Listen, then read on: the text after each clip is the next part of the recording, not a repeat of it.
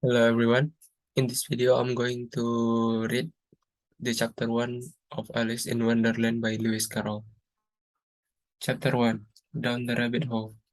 Alice was beginning to get very tired of sitting by her sister on the bank and of having nothing to do.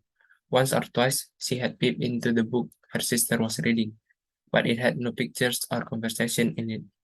And what is the use of a book, thought Alice, without pictures or conversations? So she was considering in her own mind as well as she could, for the hot day made her feel very sleepy and stupid, whether the pleasure of making a daisy chain would be worth the trouble of getting up and picking the daisies. When suddenly a white rabbit with pink eyes ran close by her. There was nothing so very remarkable in that, nor did Alice think it so very much out of the way to hear the rabbit say to itself, oh dear, I shall be too late." When she thought it over afterwards, it occurred to her that she ought to have wondered at this, but at the time it all seemed quite natural. But when the rabbit actually took a watch out of its waistcoat pocket and looked at it and then hurried on, Alice started to her feet, for it flashed across her mind that she had never before seen a rabbit with either a waistcoat pocket or a watch to take out of it, and burning with curiosity, she ran across the field after it and was just in time to see it pop down a large rabbit hole under the hedge. In another moment, down went Alice after it, never once considering how in the world she was to get out again. The rabbit hole went straight on like a tunnel for some way and then dipped suddenly down. So suddenly that Alice had not a moment to think about stopping herself before she found herself falling down what seemed to be a very deep well. Either the well was very deep or she fell very slowly, for she had plenty of time as she went down to look about her and to wonder what was going to happen next. First, she tried to look down and make out what she was coming to, but it was too dark to see anything. Then she looked at the sides of the well and noticed that they were filled with cupboards and bookshelves. Here and there she saw maps and pictures hung upon pegs. She took down a jar from one of the shelves as she passed.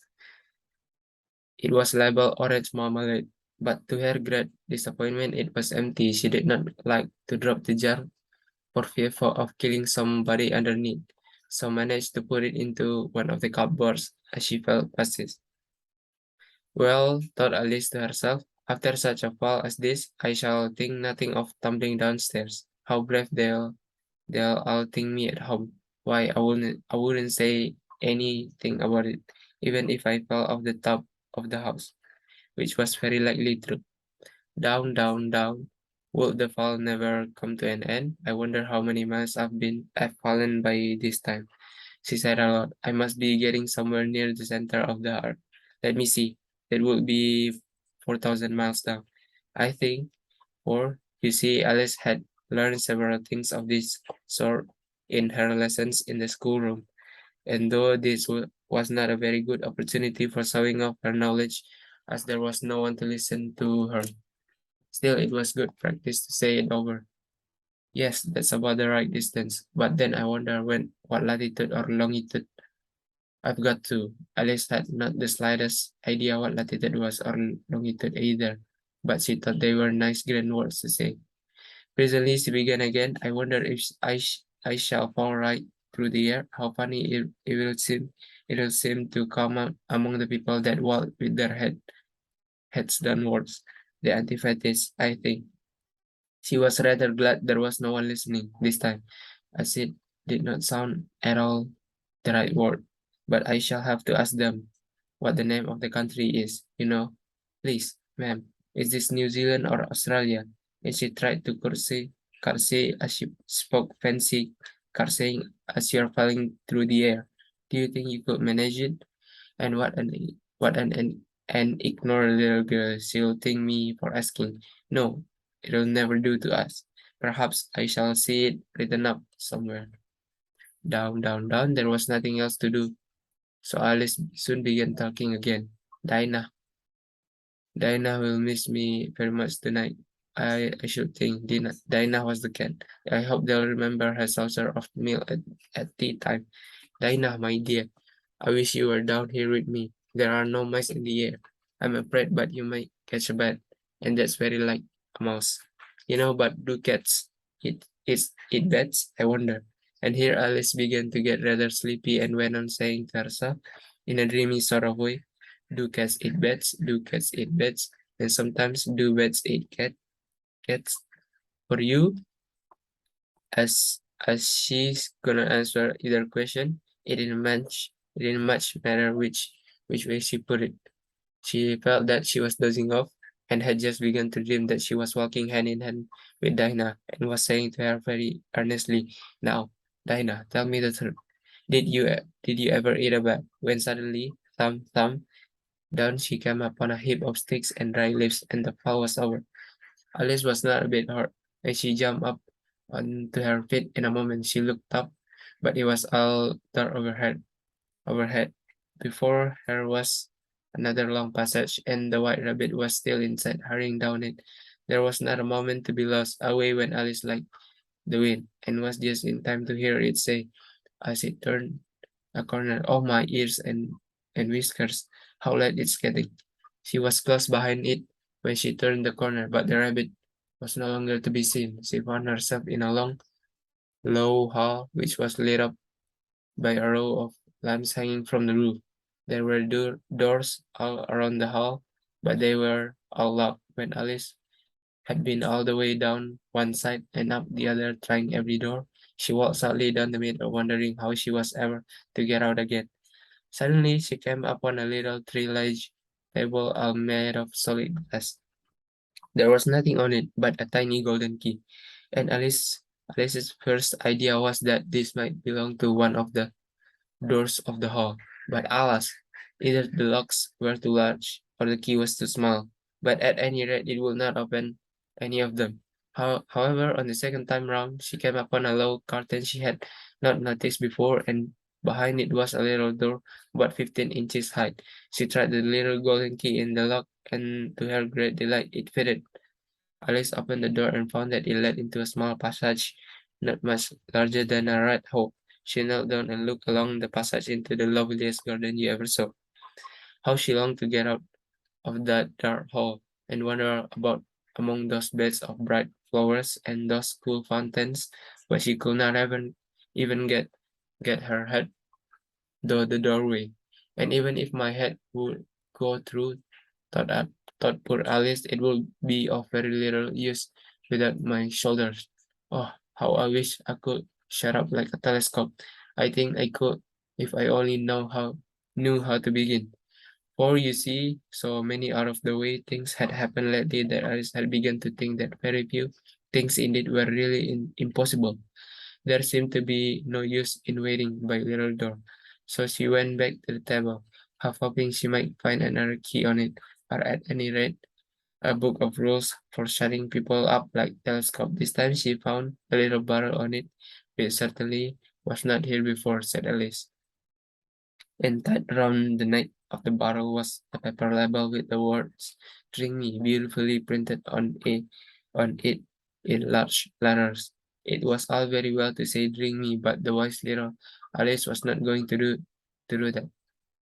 In a hurry, no, I'll look first, she said, and see whether it's marked poison or not, for she had read several nice little stories about children who had got burned and eaten up by wild beasts and other unpleasant things, all because they would not remember the simple rules their friends had taught them, such as that a rod-head poker will burn you if you hold it too long, and that if you cut your finger very deeply with a knife, it usually bleeds, and she had never forgotten that.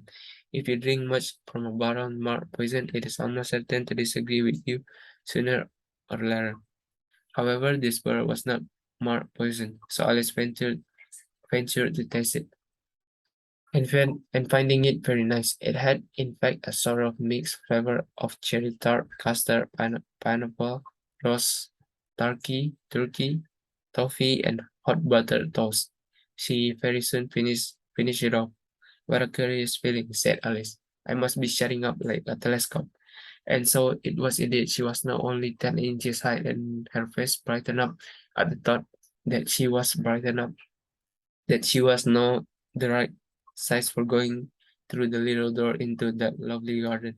First, however, she waited for a few minutes to see if she was going to shrink any further. She felt a little nervous about this, for it might end, said Alice to herself, in my going out altogether like a candle.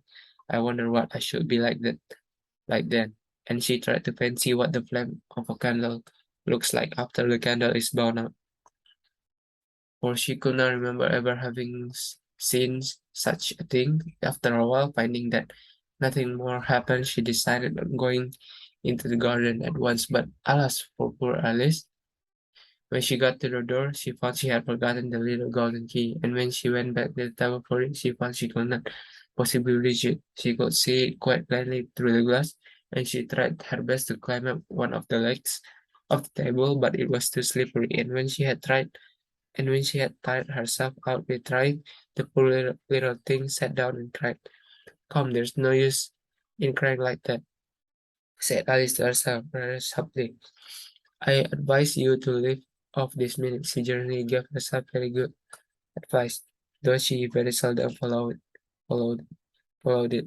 And sometimes she scolded herself so severely as to bring tears into her eyes, and once she remembered trying to box her own ears for having cheated herself in a game of croquet. She was playing against herself, for this curious child was very fond of pretending to be two people, but it's no use now, though the thought poor Alice, to pretend to be two people. Why? There's hardly enough of me left to make one respectable person. Soon her eye fell on a little glass box that was lying under the table. She opened it and found in it a very small cake, on which the words "Eat me" were beautifully marked in currants. Well, I'll eat it, said Alice, and if it makes me grow larger, I can reach the key. And if it makes me grow smaller, I can creep under the door. So either way, I'll get into the garden, and I don't care which happens. She added a little bit and said anxiously to herself, which way?